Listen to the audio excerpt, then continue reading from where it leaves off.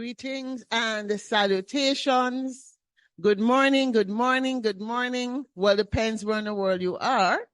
We have somebody coming in from India today, and it's probably good afternoon or good evening for her. Thank you so much, Dr. Shumafi, for deciding to join us and talk to us about how you can support. But we're going to begin today talking about space sustainability and space exploration, which are the next agenda that's actually in conversation now. These issues are being decided now. What are we going to do when we are at the stage of launching maybe a satellite every month, every week somewhere in the world? What are we going to do when there are over 60,000 satellites in the air and space debris now becomes a serious technical problem? What are we going to do in terms of space traffic management, space debris removal, and all the things that we have learned from our quote unquote bad behavior on Earth? Now, mind you, at the time we did all of this, we didn't know what was in store for us today. So when we started doing all this lack of waste management, we did not know better. But now we know better, we need to do better. And it's really going to be a challenge to kind of, let's say, move with haste, but with deliberate haste. So we're careful not to destroy what is ours to enjoy. That's probably a good way to say it. So I'm going to turn the floor over to Kwabena Kofu-Ansah. I hope I didn't destroy your name, Kwabena. Dr. Kwabena Kofu-Ansah, who is a team member for this project. He is a assistant professor at the CK Tedham University of Technology and Applied Sciences up in the northern regions of Ghana, and he'll be moderating this session. At this session, we're going to talk about more or less the policy space, and we'll be guided by 3 or 4 experts from Nigeria and the US mostly. And so maybe you introduce them further, but the goal is to have a conversation. What are some things we need to do in the policy space? What are some things that Africa, universities, academic institutions, research institutions, NGOs need to be thinking about in terms of building foundational capacity to be in the room when these conversations are happening and to provide salient discussion, support, points, and arguments for or against whatever rule or law is being deliberated on. So with that, I turn the floor over to Dr. Kwabena. Thank you very much, Dr. Claire. Good morning. I hope you all had a well night's sleep. And as she has already introduced, we know that a lot of satellites and other space elements have been launched into space. If you look at the United Nations report, they say that almost about 2,066 space-related elements were launched just last year, 2023. And out of this, some have already been launched earlier, which amount to over 40,000. And we know that most of these orbits or satellites or other related space elements are not in operation. So they remain as debris in space. Some collide with satellites that have been launched and create other problems. So there's a need for us to see how we can make space sustainable for humanity. Now we are going to look at the policy matters relating to space sustainability for humanity. And to discuss this, we have the following personnel or the following panelists joining us. We have Intim Ofion, who is the co-founder for African Space Leadership Institute. He will join us online. We also have Dr. Marlene Oaseas, who is the founding leadership team for All Mankind Institute of Space Law and Ethics. Then we have Dr. Benjamin Ayantuji, the Director, Physical and Life Science, Nigeria Space Research and Development. Then David Reineck, possibly, I think he's not online at the moment, but may join us. He's also the Foreign Service Officer for United States Department of State. So to begin the discussion, we'll call on Dr. Benjamin Ayatunji to... Is he online, please? Yeah. So, Dr. Benjamin Yatunji, the floor is for you. Okay. Thank you very much. It's nice to see all of you there, and it's good we're having this discussion. As introduced, I am Professor Yatunji, and I'm the Director of Physical and Life Science at the National Space Research and Development Agency in Nigeria. We're talking of issue of space sustainability, and my concern is that whenever we talk about space, we often look at just looking down to the Earth from space. However, the issue of space, as far as I'm concerned, is comprised of both looking down from space, that's having satellites in space, and looking up into space, and that has to do with space exploitation. And that's one place where when I said we, I refer to us as Africa, has been greatly lagging behind, because we seem to link too much of what the international body is doing, the UN, the World Bank, and all those ones, which probably most of the time, all they look at is what they can give us to solve our problem and keep us probably keep on dependent. However, when we begin to expand our view about space to go beyond just looking down from space, then at that point, we as African can begin to say, yes, we have arrived in space. So having said that, the issue of space sustainability, okay, let me also apologize, I'm on transit, so I may leave before the end of this session. The issue of space sustainability has to do with mankind's ability to explore space over a long time, and for economic benefit of mankind.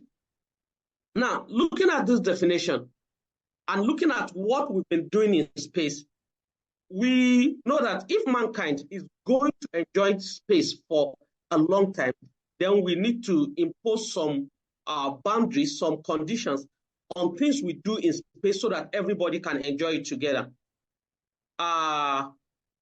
We, like the moderator said, a lot of satellite being launched, and this is being done indiscriminately. Everybody is just launching, and we generate a lot of debris, and these debris begin to make it difficult for other satellites to be launched into space because the risk of collision. We also have the issue of pollution that is being generated as we launch more and more satellites, which now begin to affect not only the space, but also affecting us here on Earth. We have the issue of, probably when you look at the geostationary satellite, the issue of orbital slot, which is a limited resources. And as we launch more and more satellites, we begin to have issue with availability of orbital slot, and issue of interference also, because we have more satellites now coming close to each other. You have the issue of the space weather, which also affect the satellite, which we need to look at. And I will also want us to look at the issue of financing itself of the space program, which has to do, because if you cannot, space we know is capital intensive. So if you don't have way of financing it to make it sustainable, then we cannot talk about sustainability. So quickly, let me talk about the debris. Presently, we have millions of debris out there. I think I was looking at statistics released from NASA data. We have over 500,000 debris that are above 1 centimeter in size, and we have over 500 million of those at 1 millimeter and above. And particles in space are moving at a high speed, which means that collision by this particle with either an astronaut or a satellite can easily cause damage. So what do we do? What do we do about this? And I'm looking at 3 things we can do to reduce debris. And the first one we're looking at is the issue of information sharing. I think we have a large pool of data by NASA on issue of debris. So there should be that collaboration globally to share information so that we can avoid collision and so that everybody can enjoy space. Then the other issue is issue of mitigation. We need to mitigate the creation of more debris. And how do we do this? We do this by creating policy of imposing the number of satellites that can be launched by individuals. For example, we have the Elon Musk what do you call it? Is sorry, the name just escaped me. The issue of his internet. Issue of his internet that is he's trying to create and launching more and more satellites into the low into LEO. This is dangerous for the sustainability of LEO because for you to cover the globe, you need more satellites, unlike when you have a satellite in geostationary for communication. And the more satellites you put in there, the more debris you are creating. So we need to talk about this. And the other issue we talk about, the issue of debris, is how do we remove debris? And I think globally we should work more on creating technology to be able to remove this debris. There have been a lot of research going on, like the issue of capturing and so on and so forth. So we need to put in more effort in this to make sure that we are able to remove this debris, especially those that are particular size, which can be dangerous to our exploration in space. Sorry, the moderator did not tell me my time, so that's why I'm rushing. The other issue I want to talk about is the issue of pollution. Now, as technology increases, our ability to put craft in space increases also. So we are putting more and more satellites. We are having more and more launches, unlike what you have like a decade ago.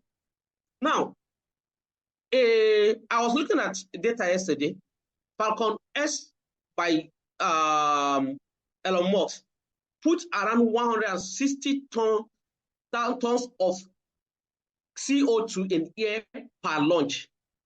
Now, this, when you compare it to what you have on,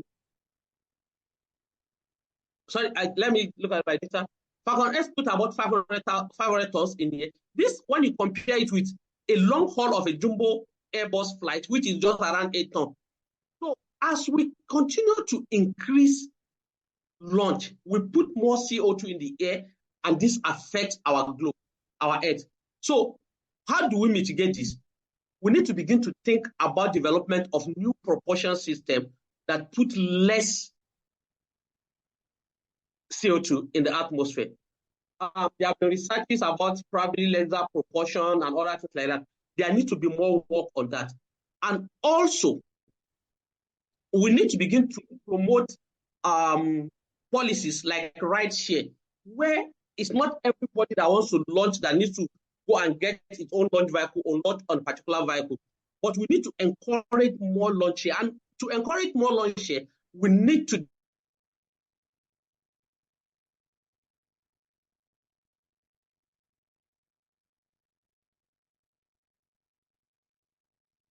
launch vehicles, and this will reduce the amount of greenhouse gases we put in the atmosphere. The other issue I put down here is we need to improve our study in material science so that we can develop lighter launch vehicles. With lighter launch vehicles, we have less fuel consumed and we put less pollution in the atmosphere. Then the issue I quickly want to talk to, which is also concerns me, which I'm already interested in, is issue of financing. And this has to do with us in Africa. Space is capital intensive. The JWT was around $10 billion project. And when it was launched, assuming the launch failed, that is $10 billion born in the air. Now, I don't think there is any African country that is ready to burn $10 billion just like that. Now, if we are not ready to do that and we want to be in space, so how do we go about it? I begin to think that we need to develop a policy that will encourage private sectors to put their money in space, moving away from public funding. And for us to be able to achieve this, we, the practitioners in the space industry, especially in Africa, need to start thinking of space as business, so that for everything we want to do in space, we build a component of business into it, which the private sector can key into. And with that, we can fund our research, and the private sector can also recoup back its money, and the space can be our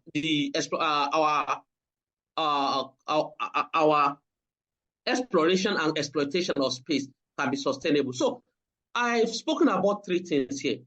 The issue of space debris, what we need to do to make the space sustainable by removing or reducing debris. The issue of reducing pollution by reducing, either we reduce the weight of our craft or we go into the policy of space share right and right share, and the issue of financing, which I think we need to invite the public sector into it. Because I was not told what my time is, I would like to stop here and allow other speakers to speak. Thank you very much. Thank you, Dr. Benjamin. Thank you very much. Okay, and Team Ofion, what's your take on the topic under discussion?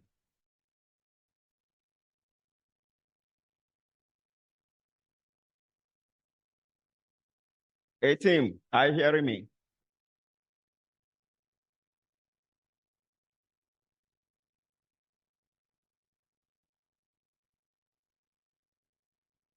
Okay, I think a team cannot hear us. So, Dr. Merlin, what is your take on the topic of discussion? Hello, good morning. Thank you very much for having me at the Space Ungana Forum. I am very happy to be able to participate with so many respected colleagues and Hello. to be able to... Can you hear me? Yes. I had to. Okay, sorry. I think I was having some problems. Sorry. Let Dr. Merlin continue, then later you come in. All right, good morning. So this subject of space sustainability, the control of debris, space debris, but more chiefly for me, the idea of collaboration of states to access space and its resources is one that I find very necessary to discuss and to move forward, but also fascinating to see how it integrates within the international legal regime. So as you mentioned, my name is Dr. Marlene Michelle Oaseas. I'm a legal expert in international law, and I am principal of a boutique law firm, Oaseas Gonzalez, which is based in Washington. And I advise states and also other public and private entities on different issues of international law. And in many respects, some issues that derive from former colonial regimes, but that really revolve around the rights of self-determination. And with respect to the subject that we're discussing today, the access to space, the equitable rights to participate, for me, are rooted within that international regime and the rights of self-determination. So part of my work is to look at the different treaties, different UN declarations, principles of international law to see how states can participate in space exploration and access its benefits, but deriving from the rights established within the UN regime itself. So one important feature of being able to access space, particularly space satellites, is not just being able to have a satellite or to just generally have, for example, Earth observation benefits.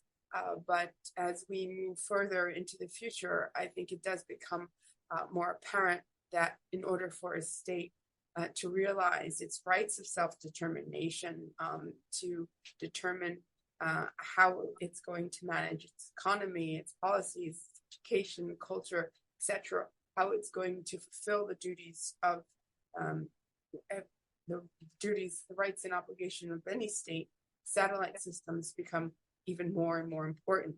And once we rely more on satellite systems in order to express those rights of determination, the right to have a satellite and to access its benefits then draws back into the UN Charter, for example. So the UN Charter, its Article 2, Part 2, states that to develop one of the principles of the UN is to develop friendly relations among nations based on respect for the principle of equal rights and self-determination of peoples, and to take other appropriate measures to strengthen universal peace.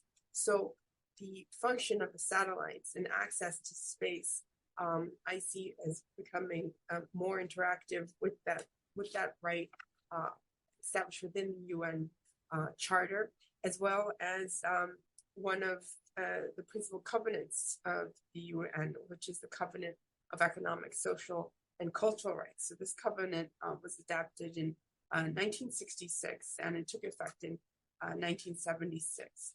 172 countries are party to this convention, so it is a well-established and accepted convention around the world, and it guarantees the economic, social, and cultural rights of people.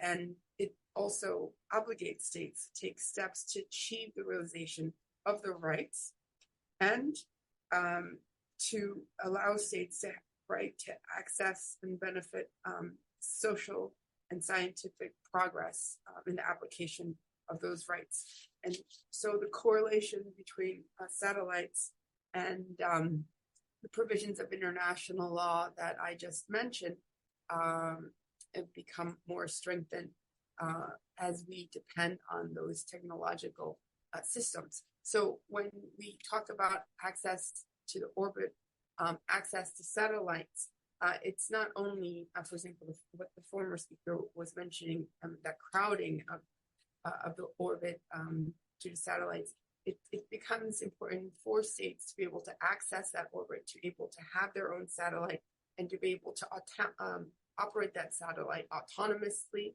and independent. And autonomously and independently are key characteristics, because it allows the states the power and the control to use the satellites when and how it dictates. Therefore, it's then tied back into their right as a state to express self-determination. And when that right to access satellite or its benefits, it's limited because, for example, there's a provider that provides that access that can turn it on and turn it off, then we have an issue, in my view, with the rights of states under the UN Charter. So I guess the one point that I do want to mention is as we discuss these various issues, it is important to look back at the international regime, the international laws, the covenants, the treaties, the rights and obligations, and also depend on the Vienna Convention, which is informs us how to interpret the interaction of these different instruments of international law, particularly treaties that provide for these rights. So it'll be interesting to follow this discussion in view of that perspective. Thank you. Thank you very much. Okay, so the team, you can come in. The team, are you with us? Yes, sorry, Yes. thank you. Am I allowed to use slides or do I just speak? Yeah, we're hearing you. You can speak. Yes, what I mean is, I prepared a few slides or I should just speak? Yeah, okay you to can use share a slides? slide if you have it. Yeah. Oh, okay, thank you. Let me just do that.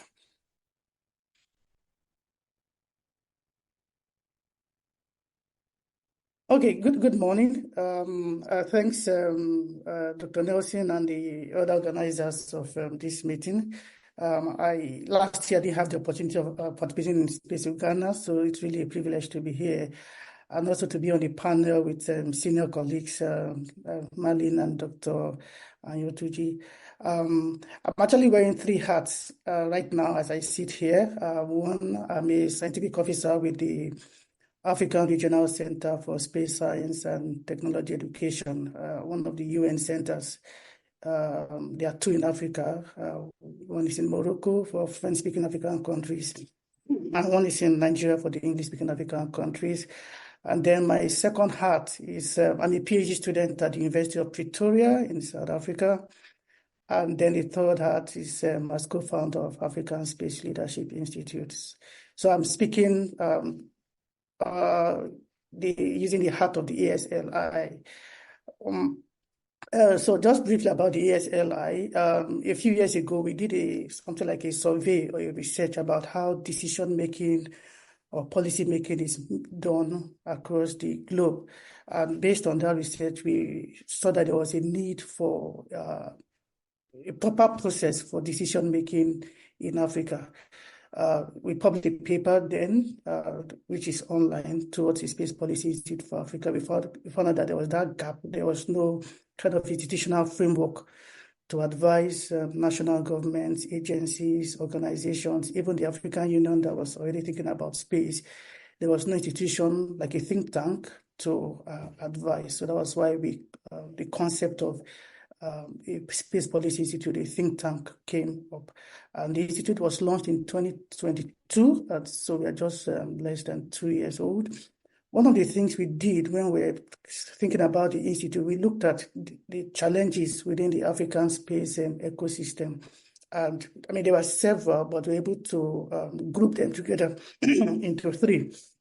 One, the decision-making process is kind of very poor. Some decisions are made either due to different biases or personal interests or political inclinations. The other thing we also observed was that many African programs are not strong. They are not sustainable. Oftentimes, as Dr. Yotuji mentioned, they're even funded because of the issue of financing. They are funded from outside. So there's a challenge when those funding stops. That means the programs more or less also stop. The other challenge we also observed was that Africa's participation in international forums, including forums where issues around space sustainability are discussed, participation is kind of poor or not very effective. In fact, the information I got, planning towards the Summit of the Future, which the UN is organizing, even our contribution to the space component of that was also not very impressive. So those are some of the things we observe. And of course, what is common to all this is that the knowledge or expertise around space policy, space strategy, space law is not very strong in Africa. So in response to that, we have 3 objectives, which is to address those gaps which we observed around Africa. So 1, to build Africa's capabilities, capacity in space policy, strategy, law, governance, diplomacy, and of course, leadership. And then to strengthen Africa's participation in international forums, and also to strengthen African space programs. So in summary, we kind of wear 2 hats. One hat, we are an institute where we run courses, webinars, and programs towards training and development. And I've just listed a few courses some that we've run, some that we plan to run. What we do is that we leave the science and engineering for the universities. That's their expertise. We want to work with them, we want to partner with them. The regional centers, they focus more on space applications like satellite communication, satellite meteorology, remote sensing. So also looking at partnering with them. But we focus on other things that you don't find in these institutions, which are necessary to build the African space ecosystem. And just today, we are announcing a course titled Maximizing International Space Cooperation. How can Africa actually not only contribute, but also benefit from international space cooperation? The other hat we wear is a think tank. So we do things that think tanks typically do: policy talks, roundtable discussion, public lectures, research publications, colloquia. We had our first colloquium on the African Outer Space Program just in May. So we also do that. With respect to space sustainability, we've organized a series of webinars trying to educate and inform Africa about issues around space sustainability. I've addressed a few aspects like space weather, use of lasers in space, norms, even military activities in space. And we intend to do We're actually planning for one later this year in collaboration with the UK Space Agency. So let's quickly talk about space sustainability. My colleagues have actually spoken about it in depth, but as an academic, sometimes you want to do some more theoretical or academic contributions to stuff like this. So the issue of space sustainability, you can actually trace it back to the Brundtland research, the Brundtland report, the UN, United Nations Economic Environment Program.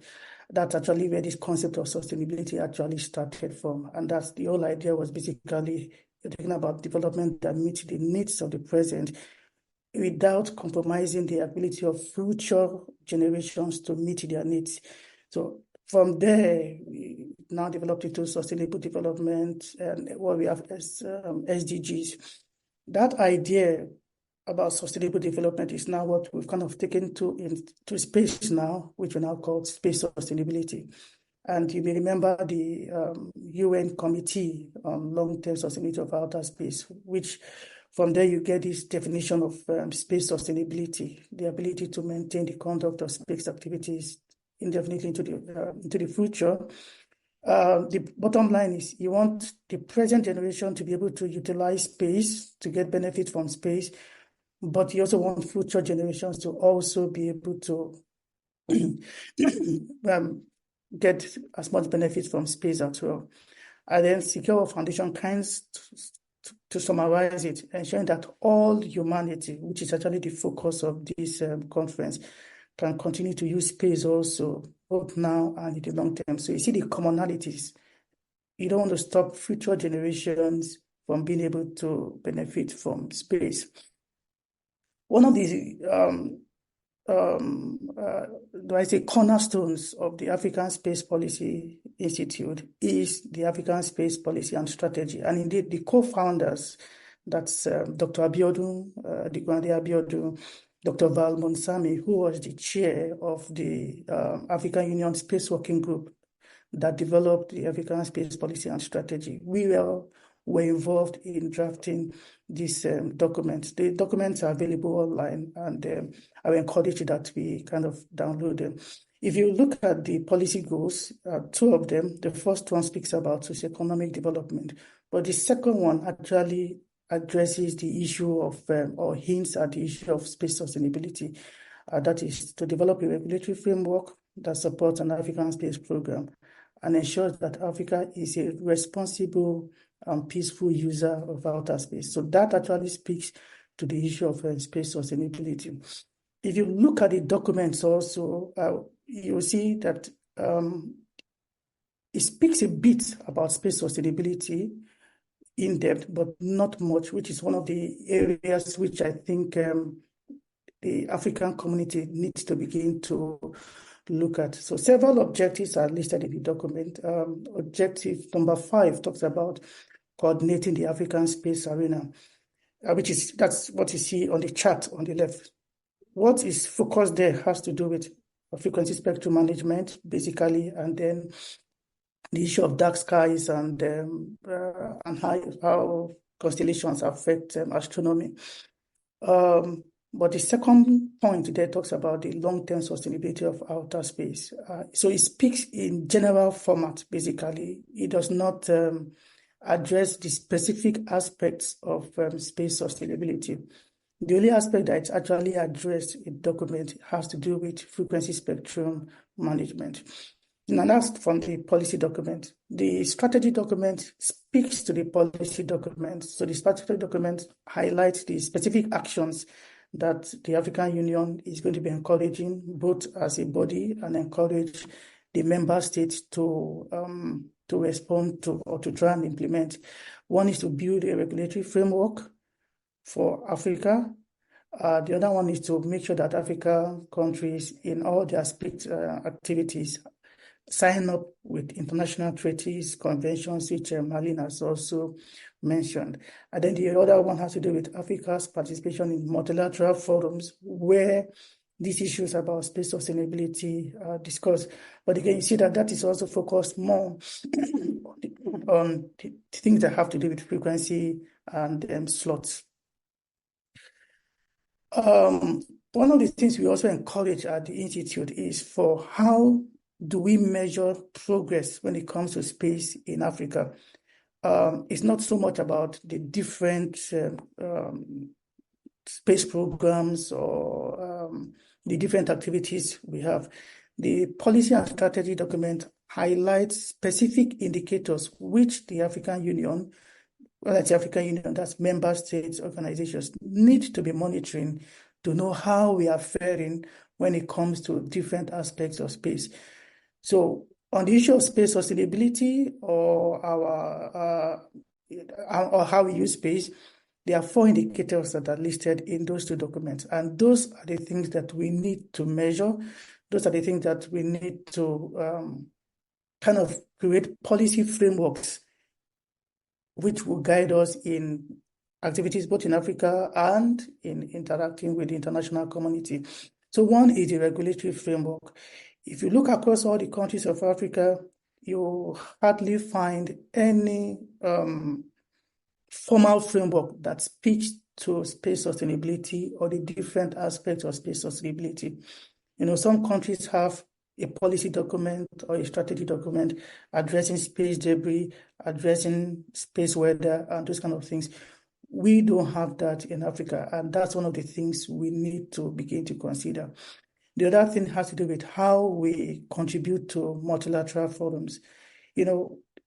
As we all know, basically, whatever decisions are made in multilateral forums, now we talk about norms, we talk about principles, all those things are depending, more or less binding on Africa.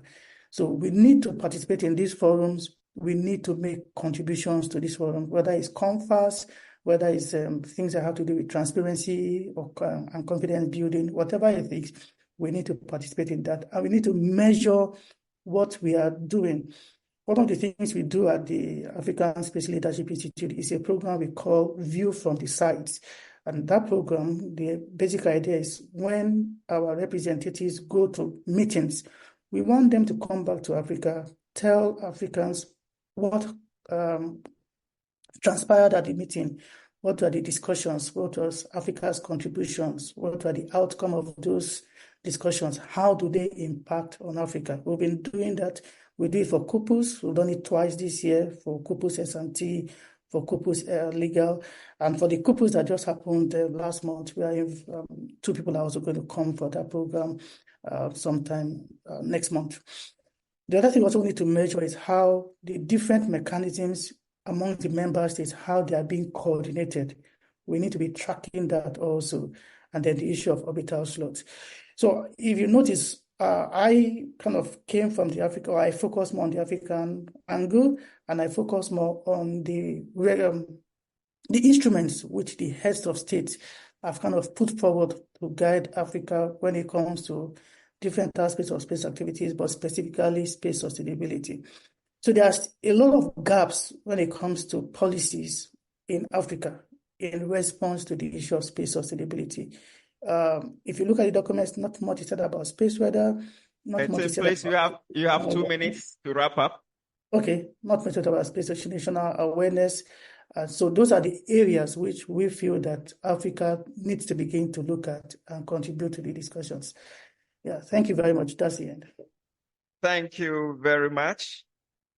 Thank you very much. Now, I have this question, which is on the sustainability. Now that Africa also intend to launch a lot of satellites into space, we know that some countries have already taken the lead. Now, we have nautical boundaries. We also have sovereign airspaces to protect countries from other countries, infiltrating to their territories. Now, do you think it's also possible for AU to also push into the international space law that every nation or every continent should have its sovereign space, so that there cannot be that competition in launching satellites, so that we avoid the situation of collision and other things? It goes to all the panel members. So, Etim, maybe you can start. Okay, so thanks for the question. As Marlene has actually pointed out, there are already treaties that have been set out, and these treaties are binding. Even for countries that have not signed up to the treaties, more or less, you just have to align with what is in the treaties. So the treaties stipulate clearly that you can't have sovereignty, so to say, over any aspect of space. You can't stop anybody from using any aspect of space. So it's binding on Africa. Now, the issue is let's look at it and see whether it's beneficial or not. If it's beneficial, then really we just have to align with that. If it's not beneficial, let's see what are the things in that treaty which are not beneficial to Africa, and how can we navigate without going against the terms of the treaties, because the treaties are binding, so we can't kind of change them right now. As you also know, the African Union, it's not a member of the UN. It is the member states that are members. It is the member states that sign up to the treaties. So the African Union really cannot do much when it comes to pushing for any change of any aspect of the treaties. So the member states are the ones that can initiate any of that process if they see need for it. But as it is now, the treaties are binding, and really we can't do much about changing any aspect of it. That's my thought. Okay, thank you very much. Dr. I think Dr. Benjamin has left. So, Dr. Marlene, what's your view on that? Thank you. Can you please let me know again the question? I didn't understand very well. Okay. So I was saying that countries have nautical boundaries. Then you also have sovereign airspaces. So is it possible that AU can also push that, okay, now Africa wants to launch a lot of satellites and that you want to have sovereignty over space that covers Africa? Yes. So, is it clear? Okay. So as you mentioned, that is not a that the international legal framework does not allow for that. So generally speaking, how space and sovereignty works is each state, including states within the African Union, have a level of sovereignty from the ground up into the sky. Please forgive me, I don't recall the exact distance, but once we reach that distance, then after that, there's no sovereignty. So usually this is spoken about with regards to airspace for airplanes. And but once you reach that delimitation into space, there's no sovereignty. So no, there's no capacity within the international regime for a state, including an African state, to maintain sovereignty past that line of delimitation. Because outer space and all the planets are not subject to national sovereignty or claims of sovereignty. Now, the concept that you mentioned is one that has been discussed, particularly like by Colombia some time ago, where they had intended to maintain sovereignty from their physical territory up through the cosmos, but that was not an idea that really took off, and also it contradicted with the 1967 Outer Space Treaty, which is the treaty, the UN convention, so the international law that prevents that sovereignty. Now, one big conversation in the international law and policy community now, particularly at the UN Committee on the Peaceful Uses of Outer Space, both in its general committee and its legal subcommittee, is how to interact, how states should interact, including the entities over which they have jurisdiction, how they should interact in space where there is lack of sovereignty. So there's no right to determine what to do, what not to do by one particular state. Now, when the 1967 treaty was drafted, when it was adapted, it was negotiated. That was a time where we had really made two space actors, which were the United States and the USSR. But within that committee, there were other states that could participate in the determination of what the laws would be. So what the 1967 treaty would look like, and what it would allow and not allow for. But given advances in technology and our realization of a space exploration, our capacity and even ideas to move forward in space, so in that physical space, the laws are set. Yes, they're set 1967 Outer Space Treaty, but there are new ways of interacting. There's new forms of collaboration. So you may have heard of the US-based Artemis Accords, in which now I believe that there are 47 countries that are part of these accords, where they come together. The idea is that they would come together and they would talk and decide on new practices in order to interact in outer space. Now, those practices would not particularly be law or contradict the 1967 treaty, but what's tricky about the Artemis Accords is that they do create custom and customary international law. Then eventually in international legal theory trumps conventional law. So that means the custom would then take precedence over the conventional law, which is the 1967 treaty. And for that reason, I agree with Etim that there needs to be all states at the table in order to create that custom, because if then that custom is created without their participation, we come into a set of international rules in which not all states were party in contributing to form.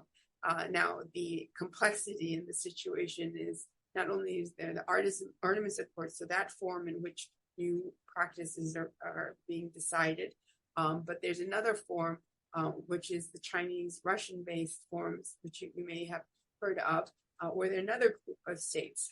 Now, the Artemis Accords, the text is public, you can access it online, but in terms of the Chinese-Russian based agreement, that text is not available. So we can potentially be going in two different directions with creating new norms. And that's why it's also very important to stay focused on the Committee on the Peaceful Uses of Outer Space, where all states who are part of the committee can participate in deciding then what are the next steps. So to get back to your question, no, there's no way really to maintain sovereignty beyond territorial zone of the state, coming from the ground into a certain distance from Earth. And after that, then there needs to be a collaboration. And that is where the international community is at the moment in those discussions. Okay. Thank you, Dr. Merlin. There's also this question. Now, most urban areas and governments have established litter and pay. Or even when you go to malls and you pick polythene carrier bags, something is deducted or taxes are being paid on that. Have those states who have signed treaties on space exploration and stuff also considered littering and paying, more or less like leaving debris there and paying after the lifespan of the satellite or whatever has been launched there has expired? Have they considered that? Yes, Etim. Yeah, so as you're aware, several measures are actually going on now on how to handle the issue of space debris. When the treaties were signed up those early years, there were very few countries that were part of the discussion. But now several countries are doing space exploration, including countries in Africa. And now space debris is actually a problem.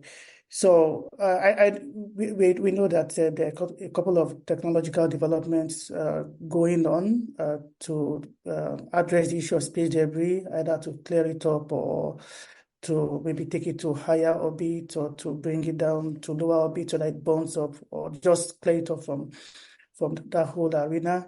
But there are also many legal issues attached to that, so that if you either knowingly or unknowingly pick up somebody's space object, that could lead to an issue. And then, of course, there's also the financing aspect also. So it's not only the technological issues that are being considered or tackled, there are also the legal, there are also the financial mechanisms involved. So even this proposal of some of the measures we use on Earth, using financial instruments to encourage people to clear up their environment, they're also being considered in space also, but it's going to be a bit challenging because even identifying some of these objects and placing ownership in terms of who owns what is actually kind of a challenge. And then the space debris too, there are different categories in terms of sizes. Some are big, which you can actually view from Earth, but some are very, very small and in millions, as Dr. Yojuti mentioned. So it's going to be challenging to identify who owns what when it comes to the smaller pieces of space debris. So it's really a complex problem that is, and the international community is trying to see how these different aspects can be handled. And African countries also need to begin to engage in these discussions also, not only in the policy discussions or the legal discussion, but also in the scientific and technological aspects of trying to clear up the space environment. Yeah, thank you. Thank you. Dr. Pele, do you have something to add? Then we go to our audience for some questions. So the question that you asked about space debris and, in essence, what are the positive obligations in order to resolve the situation. So as Eti mentioned, there are many pieces of space debris, the different sizes, the different positions, and the main issue is that some states that have not yet been spacefaring, that did not contribute to that debris, are now saying there's debris, and what essentially that does is it limits their right to access and to use and to enjoy outer space, which is one of the main rights within the establishment of the 1967 Outer Space Treaty, that all states have that right to access and to navigate. So as we have more debris in orbit and in interstellar space, it becomes more difficult to navigate. It becomes more dangerous to navigate. So as other states become more spacefaring, their capacity for that free navigation and free enjoyment of outer space that potentially was available for states that were spacefaring earlier is limited for them. So then, what are the rights of those states? How can they access space? How can space be rid of the space debris? So that is the main issue. Now, the mechanisms to create some sense of equity in that respect are being discussed. There are no solutions quite yet, but it is important to maintain that line of argument, because not only do we have the space debris, which is there, which already has created those more limiting conditions, but there's no mechanism to prevent more from going up into orbit and interstellar space. So in that respect, unless there is a discussion and there are mechanisms put in place, by the time that there are, the amount of space debris can be even more, and that access to space even more limited. So this is one reason that collaborations, so leveraging groups, are very important in discussions for space. So you have, of course, the major spacefaring countries like the United States or maybe Russia, in growing spacefaring states, China, etc. But when other countries are not yet spacefaring, one of the very good strategic mechanisms is to collaborate. So in my view, the African Union has done an excellent job of collaborating with various states, and together they have a much greater of a leveraging power in order to participate in those discussions. So although the African Union is the geographical and it brings together a geographical union of states. There can also be a subject-based union of states that can leverage for this idea of positive and negative obligations with respect to space debris in order to allow states that have not yet been spacefaring to access space without that limitation imposed by the debris. All right. Thank you very much. Patrick was on the line. Patrick? Okay, hello. Hi. Yeah, so good morning, colleagues. This is Patrick Christian, University of Cape Coast, Ghana. Yeah, so you asked a question about the territorial boundaries of space in the outer space. So I want to say a little. Actually, it's not a question. So policy-wise and the legal-wise, they've explained that the non-appropriation of the non-appropriation principle is clear on this, that no other country can, appropriate space. But technically, too, it will not work. Because, for example, when you consider GPS, which is at the moment 32 satellites in constellation on the Earth orbit communicate to each other. If you assume that maybe Nigeria's territory is this place, it means before GPS satellite will be there, or Galileo will be there, or GLONASS will be there, okay, it has to, or Badu from China will be there. It means they need to get permission from, the territorial owner before it can be possible. What about the signal?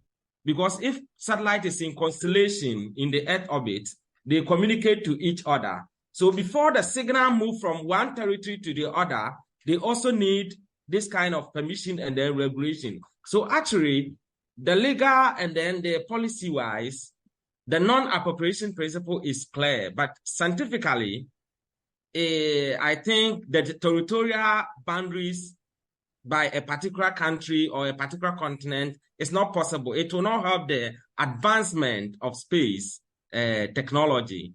Also, concerning the debris, I want to say a little.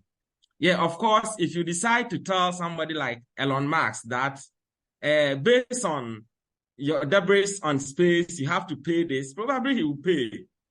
So, but in that case, it means we are going to still increase the space environment until it becomes somewhere or at a point we cannot do anything. Like, for example, the industries that are producing a lot of greenhouse gases into the atmosphere. Yeah, they pay Green Climate Fund and then other things for the developing country who have trees and then others. So it's like the industry are continuing producing these greenhouse gases into our atmosphere because they are paying, in one way or the other, or they are solving unemployment problems. So I think it's equally like what Etim and Dr. Malin responded. The debris issue, it has to be technical. What are the, if I'm to suggest one, what are the materials we are to use, okay, so that the debris will not be there forever. Like Japan is recently doing a satellite using a particular material which is volatile, whereby at a point in time, the debris will appear by itself and then added. So it has to be more technical so that by the end of the day, you will no more have, abundant debris in the outer space. This is my submission. Thank you. All right. Thank you very much, Dr. Patrick. Right. Any questions from the audience? Yes.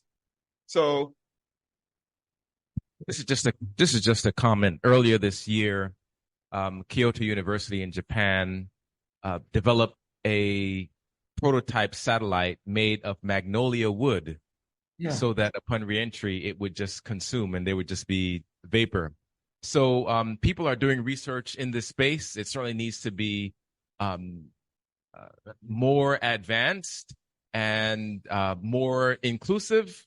But for our common shared benefit, we all need to advance together in this.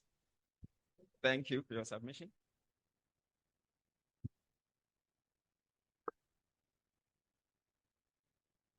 Oh, sorry for that. No. Okay, my question is now we are aware that there are many satellites, many orbit, many debris, and pollution interference. Do you identify specific action to clean the sky for cleaning? Okay. So that is to all of us and panelists. Specific action. I know it's expensive to clean it, but researchers, we are here. What specific action can we take to help out? Clean space. Rid of these debris. Over 40,000 debris is estimated. And resulting to collision. I think this will make it rhetorical or pro. Because this is a serious area and our time is almost spent. So you put it to the next section, which is technical. The next session is going to discuss the technical issues related to sustainability. So, Prof, pardon me, I'll push it there. Or maybe the panelists, you have something to say briefly, because we need to go for break. Yes, if I can just mention something in response to that question or comment to do for the next panel. Yes, it is a question of great minds looking at the technical and scientific aspect of how to resolve this issue of space. However, there is a legal complexity because in outer space, when the treaty was negotiated, which is 1967, to keep in mind that at that time, the international community continued to be seafaring. So there was a lot of traffic and maritime traffic, and then the ideas of salvage and finder's rights. So what I find I get to keep, what I'm able to save, I get a piece of, profit of. So this idea of rights over what you find at sea was being discussed when the treaty was formed, 1967 Outer Space Treaty. So what an effect of that was in the 1967 Outer Space Treaty, there are no rights for salvage and finds. So the title, the property rights over the object continue. They don't cease because they're in interstellar space. The rights, the property rights over that object, space debris or not, continue in the initial owner. Now, when we then consider what are the scientific and technical capacities to clean up space, what we're also saying is how do we access that property of others and then determine, one, if it is debris or not, and two, what we should do with it. Should I move it? Should I bring it? Should I break it? Should I retrieve it, etc.? So that automatically conflicts with the rights of title. So that needs to be resolved. Now, the issue too of liability, the debris. Liability carries. So if something happens to the debris in the process trying to clean it up, there can be an issue as well. So before interacting with the object, space debris, liability needs to be discussed and attended to. And then another aspect that needs to be viewed is that once objects leave, they launch from Earth, they technically should be registered in the UN Registry of Outer Space Objects. Now, there's another convention that all states are party. So it's difficult to keep track of who owns what and where the liability falls. So before any scientific or technical intervention, it is important to maybe clarify that in order to prevent or call any additional issues, whether scientific or technical complication or even legal complications for our university, for an entity, or even the state, which ultimately takes responsibility for the launching entity. All right. Thank you very much. This brings us to the end of today's discussion. And one thing that I realized was that we have states that have signed treaty to space exploration. But I also know that we have NASA, which is more of United States. Then we have ESA for the European Union. Then there should also be USA, AUSA for African Union. We just make it ASA. African Space Agency, so that we can also come together, because from the discussion, you realize that we have started coordinating like we're doing here. So if all African states come together and establish ASA, then we can also relate with other agencies, NASA and ESA, and we all move up, because we can leverage on their limitations and improve our own. So this is what I think I took from this round table discussion. We will thank. Mr. Moderator, sorry, I need to chip in. Sorry, please. So there's actually an African Space Agency. I'm not sure, maybe you may not be aware, or some people in the audience may not be aware. The African heads of states have established an African Space Agency. That was in 2018. And the headquarters, it's in Cairo, Egypt. The efforts are currently on. The council, a large portion of the council members have been elected and appointed. And hopefully we'll start having their council meetings and then get the agency operational. So like you've mentioned, and like has been discussed here, that agency is an instrument or a vehicle for African countries to come together also and begin to arrive at common African positions on these different aspects of sustainability. Yeah, thank you very much for that education. And please, let's publicize things we do as Africans so that we all know what is going on, because to me it's new. I don't know whether my senior members are aware of that.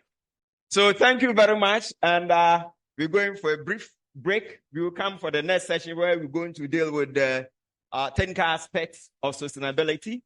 So you can still be online and join us. If you have any contribution, you can add it up. So thank you very much, Dr. Merlin. Thank you very much, team. Thank you very much, Dr. Benjamin, for your various contribution. And thank you, audience, for your time. Thank you. Thank you.